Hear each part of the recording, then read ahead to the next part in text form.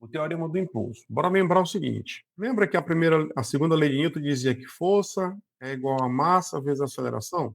E a aceleração, ela pode ser calculada assim, ó. Aqui a aceleração é velocidade sobre tempo. E aí, variação de velocidade, toda vez que vocês olharem um delta na física, é sempre uma coisa final menos uma coisa inicial. Aí que coisa é essa? É o que você coloca aqui. Por exemplo, se você falar ΔT de tempo, é tempo final menos tempo inicial. Se você colocar um delta de, por exemplo, temperatura, que é o T maiúsculo, é temperatura final menos temperatura inicial. Se você colocar um delta de energia, é uma energia final menos uma energia inicial, tá? Tu tá vendo que aqui não tem velocidade? Então seria uma velocidade final menos uma velocidade inicial. E aqui embaixo ΔT. Se eu pegar esse cara e jogar aqui, eu vou encontrar uma outra relação. Força vezes o tempo é igual a massa V massa V zero. Ó, esse cara aqui, ó, esses dois, força vezes tempo, a gente definiu aqui, ó, é o impulso.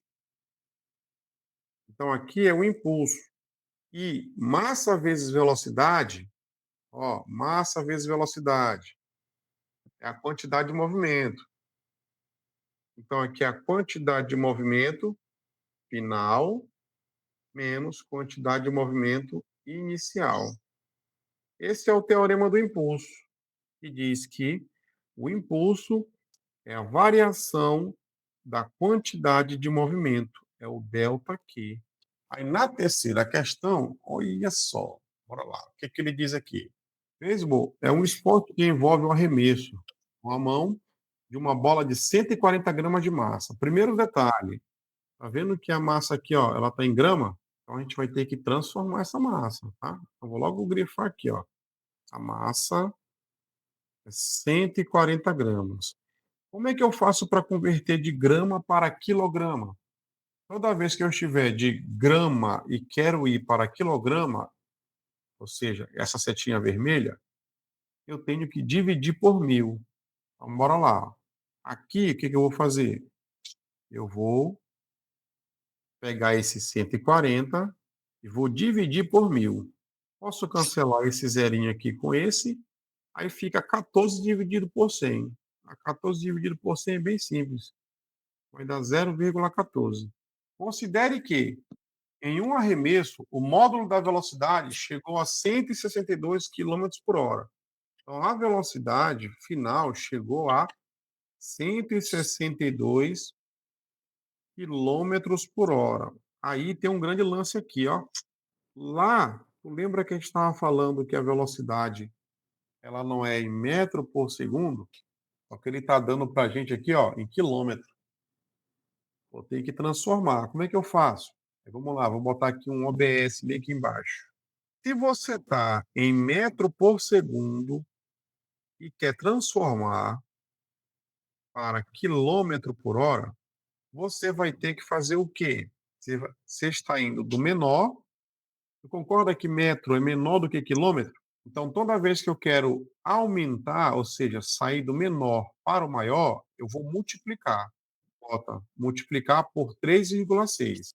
Metro por segundo para quilômetro por hora, você multiplica por 3,6. Agora, se tu quiser fazer o contrário, se você está em quilômetro, que é grande, e quer ir para o menor, aí tu divide pelo mesmo valor, viu? Se eu dividir por 3,6, mas é um valor conhecido, é 45. Já transformei a velocidade que estava em quilômetro para metro por segundo. Sabendo-se que o tempo de contato entre a bola e a mão do jogador foi de 0,7, opa, ele deu tempo. Um ΔT de 0,07 segundos. A força média, rapaz, olha aí. Toda vez que a gente está falando de impulso, a força que ele fala no impulso é sempre força média. Tu não aprendeu ainda há pouco que impulso, ele não é o ΔQ? Só que impulso, como é que a gente calcula impulso? Não é força vezes tempo? O impulso pode ser ΔQ, o impulso também pode ser força vezes quem? Vezes o tempo. Aí o que tu tem que fazer? Tu tem que pegar esse cara aqui, ó, e jogar aqui, ó. Ficaria força vezes tempo. Isso aqui é igual ao ΔQ. Vamos lá, vou te explicar bem aqui, ó. Você está vendo que desse lado tem o I e desse lado também tem o I? Sim, Eles não são o mesmo I? É o mesmo impulso? sim. Pronto, então vou colocar bem aqui, ó, que o I lá de cima, ele é o mesmo I de baixo, então eles são iguais. Concorda? Aham, O primeiro I, ele é ΔQ, certo? sim. É esse aqui, ó. O segundo é igual a quem? Força vezes tempo. Pronto. Aí, ó, como é que a gente calcula ΔQ? Então é o Q final menos o Q inicial. Aí eu vou repetir aqui, ó, força e o tempo. Bom, nessa questão, eu vou te perguntar, qual é a velocidade inicial? Isso. Então bota logo aqui, ó, V inicial, que é o VI ou V0, é igual a zero. A quantidade de movimento, ela não é massa vezes velocidade? Se tu não tem velocidade, então essa primeira aqui, ó, não existe, ela é zero. Se não tem velocidade inicial, então não tem quantidade de movimento, porque a quantidade de movimento ela depende da velocidade. Ou seja, eu fiquei apenas com quantidade de movimento final, massa, velocidade final. Aqui desse lado eu tenho força e tenho tempo. Então, força é igual a massa vezes a velocidade dividido pelo tempo. Por quê? Porque esse tempo está multiplicando, ele vai passar para o outro lado o quê? Dividindo, né? Quanto é que vale a massa? E a velocidade? A questão deu? Pronto. A gente só coloca o 45. E o tempo? Pronto, eu vou colocar aqui embaixo, 0,07. Tá vendo que aqui tem 0,7? Mas assim, pensa comigo. Concorda que esse cara aqui, ó, se eu somar com ele, de novo, se eu somar aqui, ó, se eu somasse aqui, daria quanto? É, exatamente.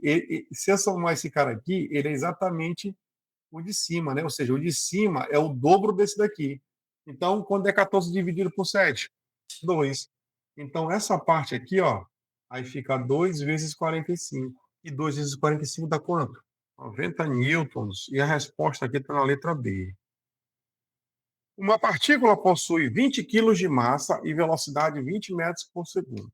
A partícula recebe um impulso de 500 na mesma direção e sentido do movimento. Qual a quantidade de movimento total final da partícula e a velocidade? Ele deu para a gente dois pontos: quantidade de movimento, que é o que ele quer descobrir, e ele deu impulso. Se ele deu essas duas coisas, é porque a gente vai utilizar o teorema do impulso, que diz que o impulso é variação da quantidade de movimento. E a gente sabe que variação, esse delta aqui diz que é Q final menos o QI inicial. A questão me deu impulso, aí tu vai analisar, ó. Impulso está aqui, ó, 500. Então fica aqui, ó, no lugar do impulso, vamos colocar o 500.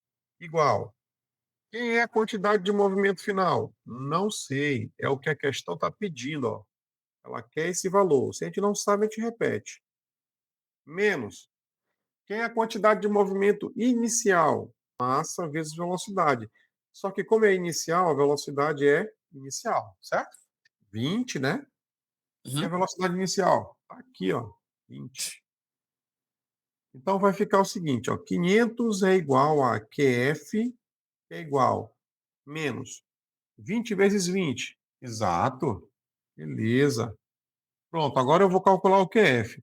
Esse 400 que está negativo, quando ele vier para cá, ó, ele vai trocar de sinal, né? Ele fica positivo.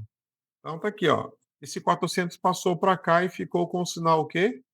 Trocado. Ele era negativo, agora vai somar, beleza? QF então igual a quanto? 500 mais 400 dá 900 quilogramas metros por segundo. Aí a nossa resposta do primeiro item, né? Depois ele pergunta a velocidade final. Como é que a gente calcula a velocidade final? Aí tu vai me dizer, rapaz, eu tenho a quantidade de movimento final. E eu sei que a quantidade de movimento final é massa vezes quem? Velocidade. A velocidade final é a quantidade de movimento dividido pela massa, né? A quantidade de movimento eu achei aqui, ó, 900 na questão. E a massa dele é quanto? 20 quilogramas. Vou colocar o 20 aqui, ó. Eu tenho esses dois zeros aqui bonitinhos que podem ser cortados. E aí ficou o seguinte: 90 dividido por 2 dá o quê? 45 metros por segundo. Então está aqui a resposta das duas. A primeira deu 900 e a segunda, que era a velocidade final. Vamos lá. A quinta questão aqui é uma questão que ela envolve teoria. O impulso altera a quantidade de movimento da mesma maneira como a força altera a velocidade. A relação entre impulso e variação da quantidade de movimento vem segundo a lei de Newton e nos ajuda a analisar muitas situações, já que o impulso e a variação da quantidade de movimento estão sempre vinculados. Por exemplo, quando saltamos de uma posição elevada para o chão e flexionamos os joelhos, ao fazer contato com o piso, pois, o que está acontecendo aqui? Sabe quando tu vai jogar um vôlei, por exemplo? Quando tu vai jogar um vôlei, tu pula. Quando tu cai, se tu cair com o joelho, com a perna reta, tu vai estragar o teu joelho rápido, rápido. Por quê? Tu vai realizar uma força em cima do teu joelho muito grande. Então, qual é a ideia? Toda vez que eu pulo, eu agacho. Eu dou uma flexionada, a gente fala flexionar o joelho. Nada mais é do que flexionar as pernas. Porque na hora que tu flexiona, tu aumenta o tempo de contato. O tempo de contato, ele aumenta. Se tu aumenta o tempo de contato, a força que vai ser aplicada, que é chamada de força média, ela diminui. E essa que é a ideia. Toda vez que você vai jogar um vôlei, você tem que pular e na hora que você cair no chão, você tem que cair flexionando o teu corpo, né? O que a gente chama de flexionar os joelhos, certo? Flexionando as pernas. Por quê? Porque aí tu reduz o impacto com o chão e aí preserva o teu joelho. Então vamos ler aqui o que a questão diz aqui, ó. Quando saltamos de uma posição elevada para o chão, flexionamos os joelhos ao fazer contato com o piso, pois o que acontece se a gente fizer? A gente vai fazer o quê? A gente vai aumentar o tempo, né? E se a gente aumenta o tempo, o que acontece com a força? A Diminui. força média diminui. Então a gente tem que procurar isso aqui na questão, ó, certo? Essas duas coisas. Vamos ler e vamos ver o que a gente acha aqui. Primeiro, reduzimos a intensidade da força de impacto experimentada pela diminuição do tempo. Não, olha só. A primeira parte está até legal, ó, Uhum. mas bem aqui ele diz que vai diminuir o tempo. Na verdade, tu não diminui o tempo. Tu faz o que com o tempo? Tu aumenta. Essa daqui está errada, certo? Vamos para a letra B. A letra B está dizendo o quê? Já cancela essa daqui. Letra C. Pronto. Matou a charada. Resposta, letra o quê? C. Bom, isso aqui, ó, ele vale também, sabe para quê? Que pode cair, que é uma questão muito comum nesse assunto, para airbag, viu? Toda vez que falar também de airbag, ele vai te perguntar qual é a função do airbag. A função do airbag nada mais é do que aumentar o tempo de contato também, viu? Porque quando ele aumenta o tempo, ele diminui o quê? A força média.